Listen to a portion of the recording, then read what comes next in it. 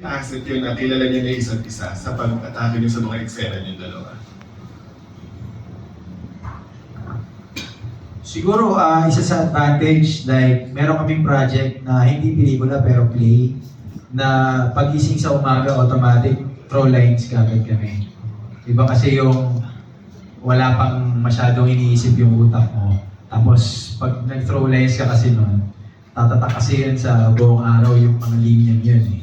So may ganun kaming advantage, sobrang advantage yun. Kasi you don't need to do throw lines anymore sa eksena. Or since kabisado na yung linya, mas alam niyo na yung tirada sa eksena. And also, advantage din na alam na namin yung hinga ng bawat isa. Kim, ikaw, ginugulat mo rin ba siya minsan may ginagawa kang wala naman sa rehearsals ka, bigla mong gagawin pag actual take na para lang maiba? Yes. Opo. Dito sa Wonderful Nightmare, wala masyado. Kasi kailangan talaga kung ano yung sabi ni Direk.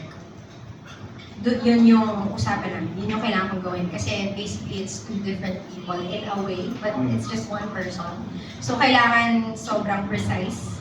But yung nagulat na lang si Direk na nasama siya sa pelikula was not here. It was in an XU, na movie din namin. Kasi yung pelikulang yon, harot-harot ako. So yung eksena doon na parang dinilaan ko siya. Kimulina ko yun. Hindi po yun yung character ko ng an XU. Na sinama pala ni Direk sa edit kasi tawang-tawa sila. Okay. Isang question na lang para ulit sa inyong dalawa. Meron ba kayong pwedeng i-share sa amin para sa next chapter ng love story ng dalawa na malapit na bang mangyari? Sa wedding, meron na ba pwedeng i-share na detail? Next month na po. Okay. Sa March. Next month. Sa church ba to? Garden? Beach? Ayun lang. Opo, hindi po siya sa Manila. Okay. Pero sa Philippines naman? Opo. Ang ganda na mo yung budget. Pwede na po yung budget namin.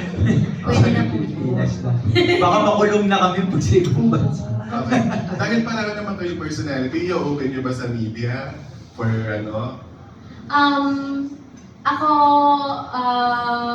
Ako po yung nag-decide nito, tinanong ako ni Gerald eh. Nung kasing, honestly, meron yung proposal kasi ni Che. Nagulat ako na una siyang nalaman ng mga tao bago ko siya i-post. Okay. Kasi na-post na siya agad yung full na speech ni Gerald yung proposal niya. So I think itong wedding na to, sa amin na po muna siya. Okay.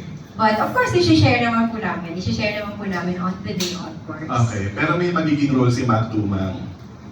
Yes. Mm-hmm. Mac will be creating my dream now. Okay. Diba? Artista, manalo. Okay. Hindi artista. Okay. Thank you and congratulations.